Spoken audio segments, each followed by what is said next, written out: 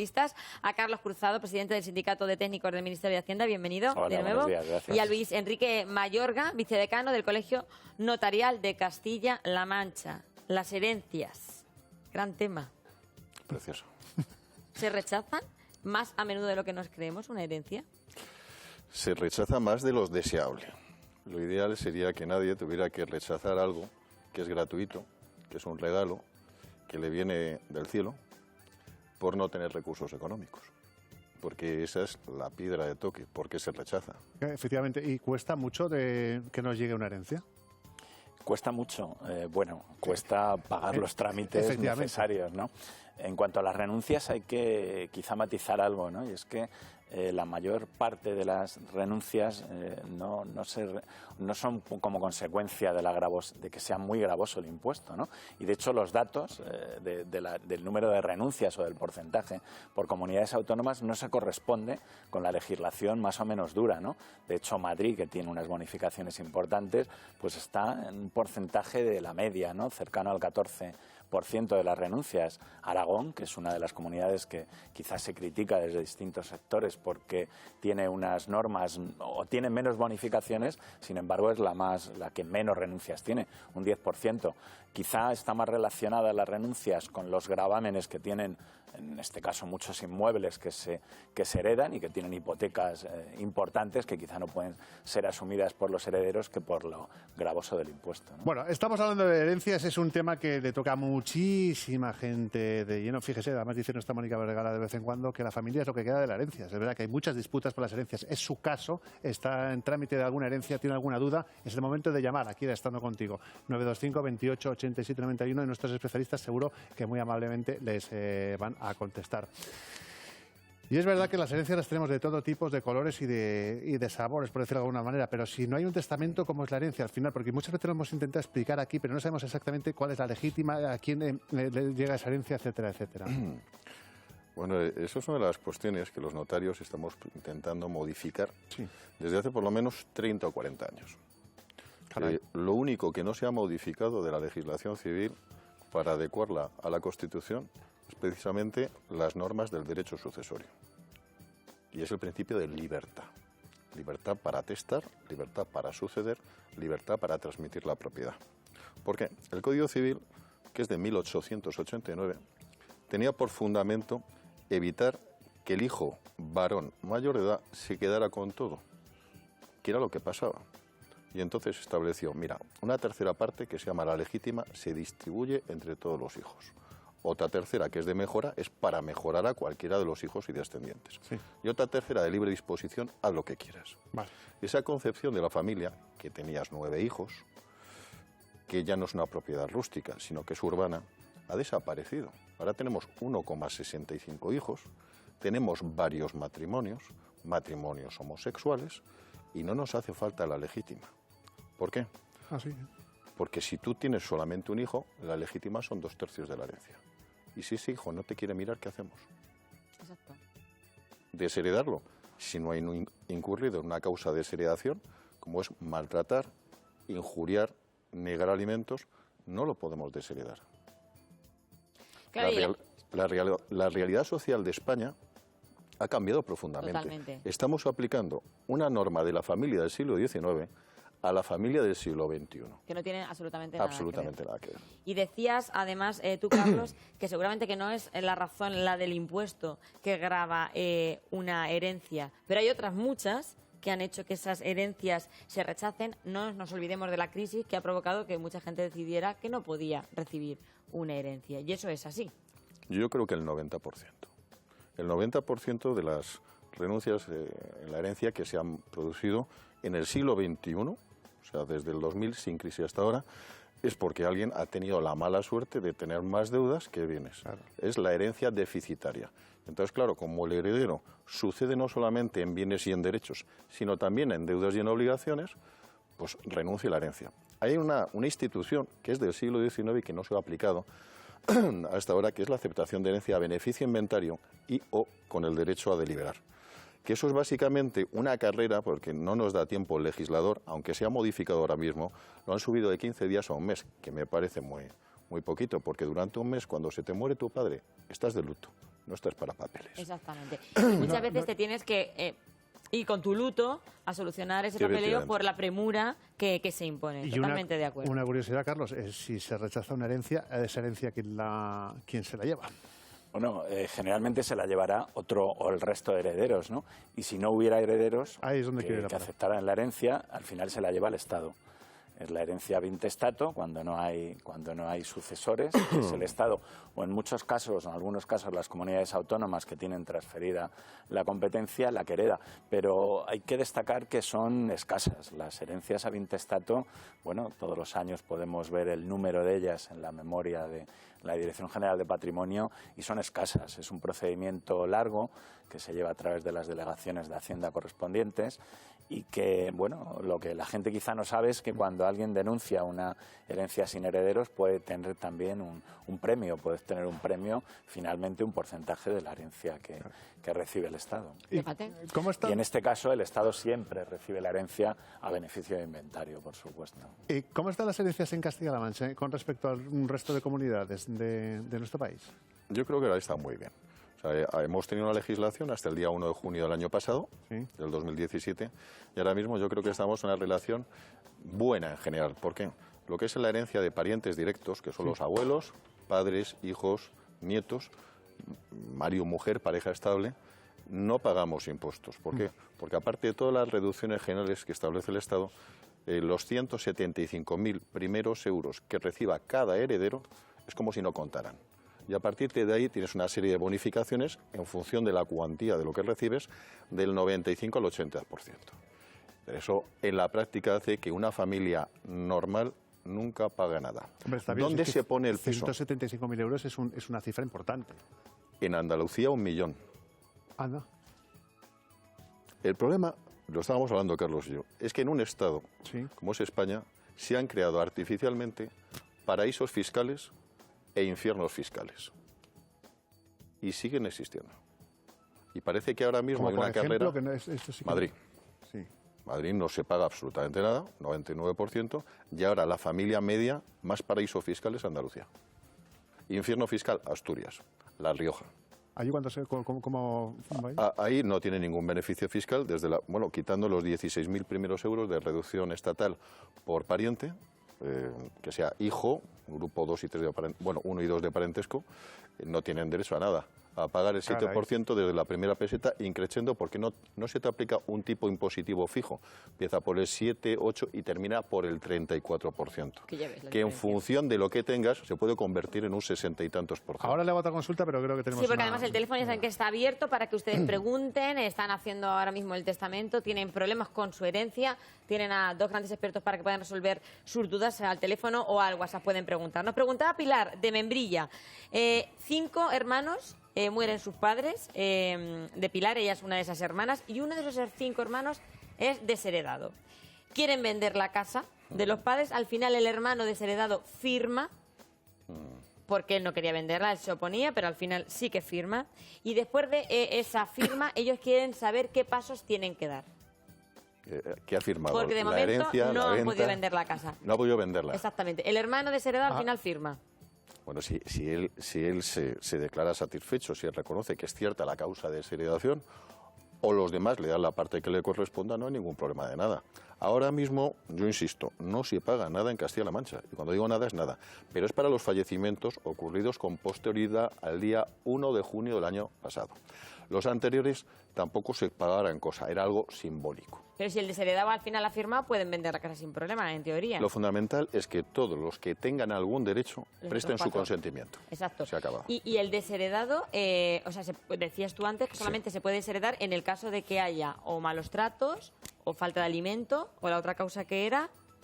Sí, injurias. Injurias. Lo que pasa es que el Tribunal Supremo... ¿Pero la legítima esa persona la tendría? La legítima, desheredar está mal empleado el término. Es quitar la legítima. Eso es. Vale, te quitan la legítima. El problema es que tu derecho a la legítima la transmites a tus hijos. Si no tienes hijos, se ha agotado la legítima y acrece a tus hermanos. Pero si tú tienes hijos, los hijos tienen que firmar, a no ser que también les hubieran desheredado. Y eso es muy complicado porque normalmente son menores de edad y no se puede desheredar a un menor de edad. ¿Por qué? Porque cuando haya podido cometer un eventual acto en agravio al testador, pues no tenía la capacidad mental suficiente. Entonces, en las familias. Nos está llamando mucha gente con una particular pregunta sobre personas discapacitadas. Muchos están preguntando o tienen el miedo de si a la hora de heredar no van, por su discapacidad, no van a poder recibir ellos la herencia o asumirla de alguna manera. Porque alguien puede cuestionar su capacidad a la hora de gestionar esa herencia. Bueno, esto, salvo en el caso de que una persona esté incapacitada y tenga una tutela, cualquier otra discapacidad física o psíquica incluso que no genera esta, digamos, incapacitación para contratar o esta capacidad de obrar, pues no va a tener influencia en la herencia. Hay que hilar. En estos casos hay que ver si uno es el propio discapacitado o si tienes un familiar que está discapacitado, si es tu hijo. Es una cuestión muy notarial. O sea, yo les aconsejaría que es una cuestión muy complicada. Según la persona y las circunstancias de las personas, se pueden hacer unas cosas u otras. Hay una fórmula que es relativamente nueva, ¿sí?, que se puede privar de la legítima. Tienes un hijo discapacitado, puedes privar de la legítima a los demás que no están afectados por la discapacidad, diciendo que va a ser como propietario temporal el hijo discapacitado, y una vez fallecido el discapacitado, pase a los herederos, a los hermanos. Es que fíjese, conozco un caso perfectamente que acaba de comentar, de una familia, que una de las hermanas es discapacitada y todas las hermanas quieren que la herencia de sus padres, de cualquier forma, pase a ella, a esta persona particular. Y hilo esto con una pregunta que les quería hacer antes. ¿Qué es mejor, heredar en vida o heredar después? Después. Pues depende.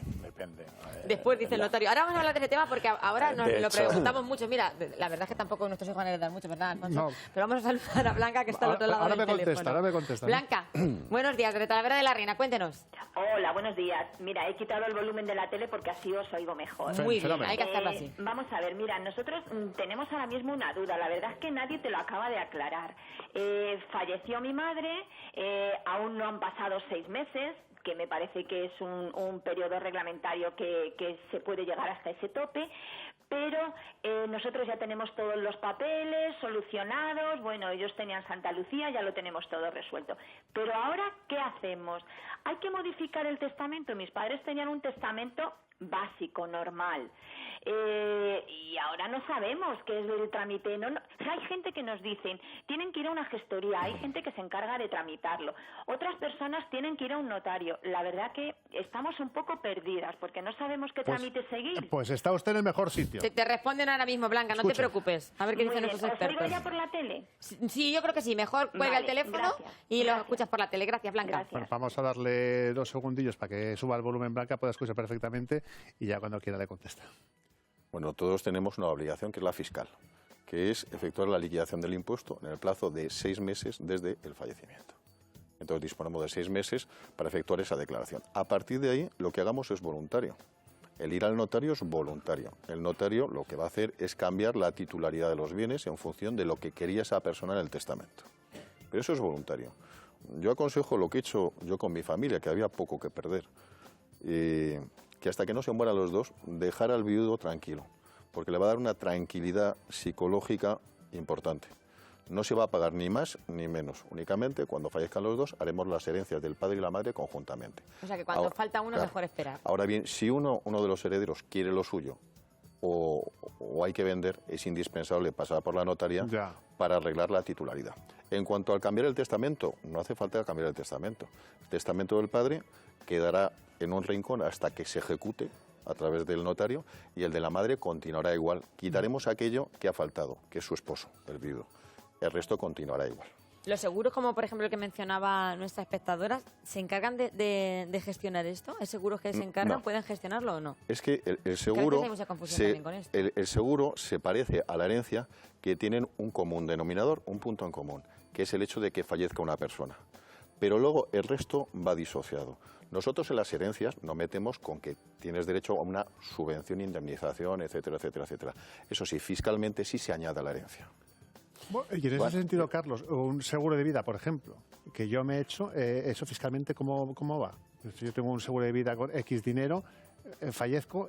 Sí, se liquida en el impuesto de sociedades y, bueno, tiene una serie de bonificaciones también, dependiendo impuesto de sucesiones, sociedades, ¿no? Pero yo quería decir algo respecto de la pregunta anterior. Yo sí aconsejaría acudir al notario, digo yo, acudir para hacer... No, me refería al momento del fallecimiento, no solamente liquidar el impuesto de sucesiones, que efectivamente por ejemplo, que se puede hacer sin necesidad de hacer la testamentaría o la declaración de herederos, pero yo creo que es conveniente hacer ese cambio de titularidades.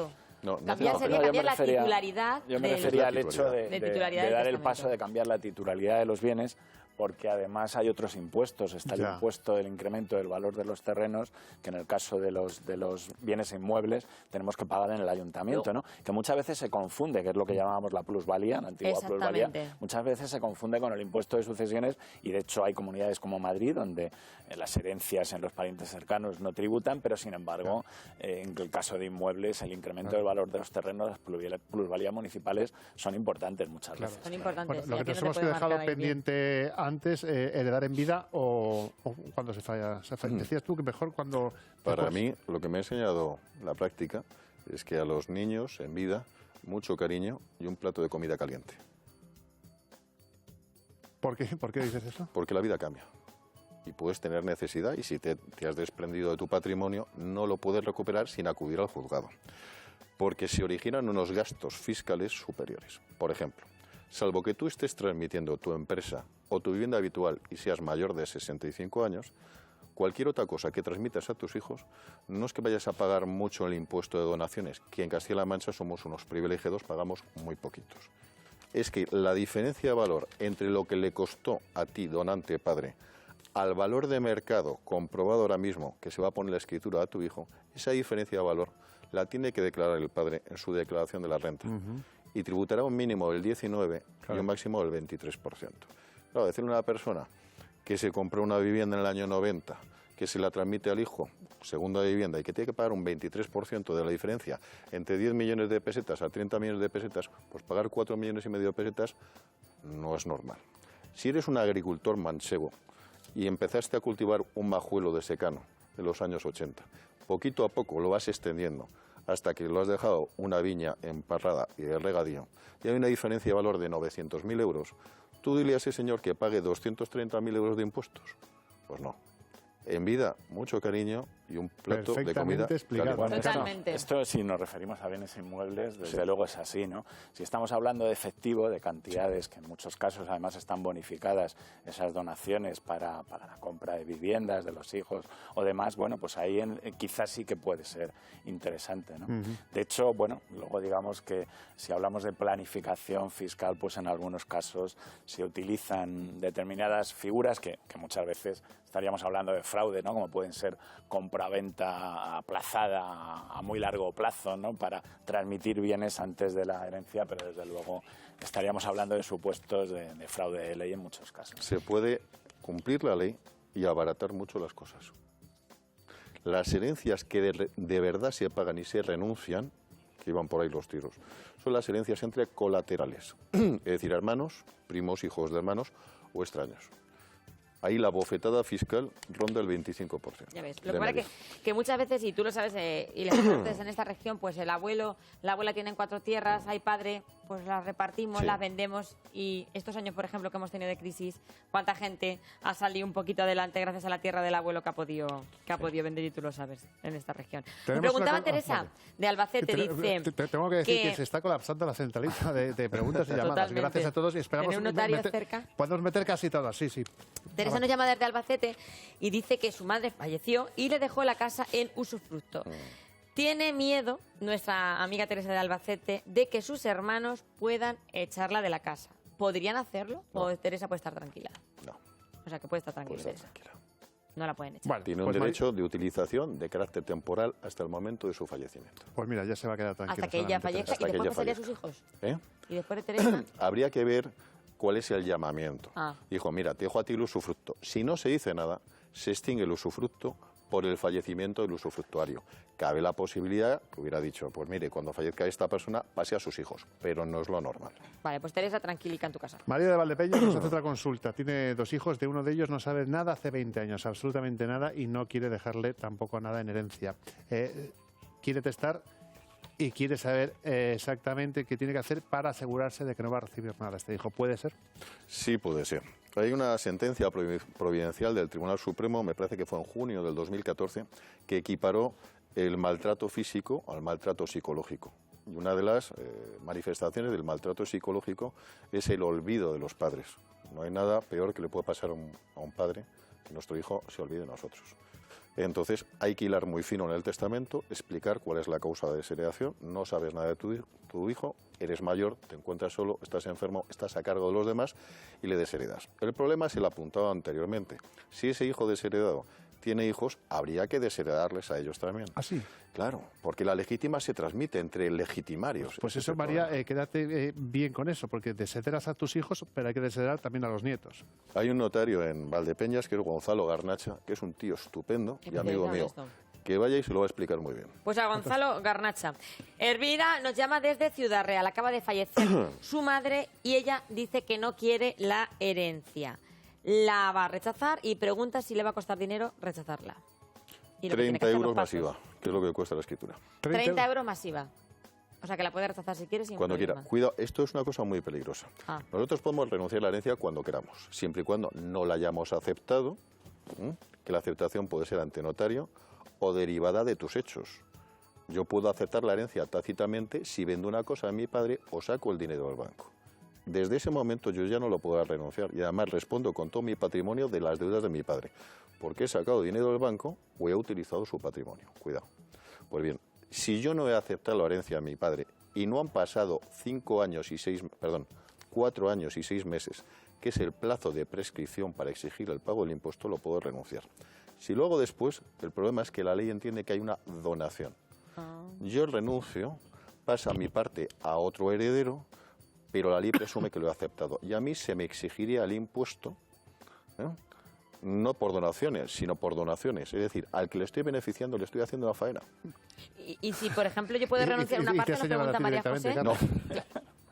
María José, o todo o nada. O todo o nada. O sea, María José decía, bueno, a lo mejor yo solo quiero una parte. No. Nada, no puede. La aceptación y la repudiación de la herencia son actos voluntarios, libres e incondicionados. Pero sí que es cierto que se puede revisar el informe de actividad del fallecido, ¿verdad?, para ver un poco cómo están las circunstancias. Exacto. Yo pediría 2 cosas. Un informe de la actividad del fallecido a través del colegio notarial, a través del banco, acreditando la cualidad de heredero, un informe de la central del riesgo del Banco España, sirve, que lo pueden sacar. ¿Por qué? Porque en el informe nuestro a lo mejor no tenemos toda la información que sí tiene el Banco de España. Deudas indirectas que no hayan comunicado. Deudas indirectas que son. Muchas veces los padres avalamos a los hijos y no decimos nada a los demás para no ocasionar problemas. Pues eso está también. Y ahí sí que consta en el CIRBE. No sé si, Carlos, quieres dejar alguna conclusión para finalizar. No, creo que este tema el señor notario nos lo ha explicado. Ha quedado Muchas perfectamente. gracias. Además, bajo notario. O sea, que esto es lo que se ha dicho aquí. Bueno, pues Carlos Cruzado, presidente del Sindicato de Técnicos del Ministerio de Hacienda, muchísimas gracias por habernos acompañado. Luis Enrique Mayorga, vicedecano del Colegio Notarial de Castilla-La Mancha y notario de Tomilloso. Ha sido un placer que nos hayas aclarado tantísimas cosas, tantas dudas. Muchas gracias. Seguimos en Estando Contigo y ahora nos vamos con otro asunto totalmente diferente, como por ejemplo David Bustamante, que está renaciendo de sus cenizas.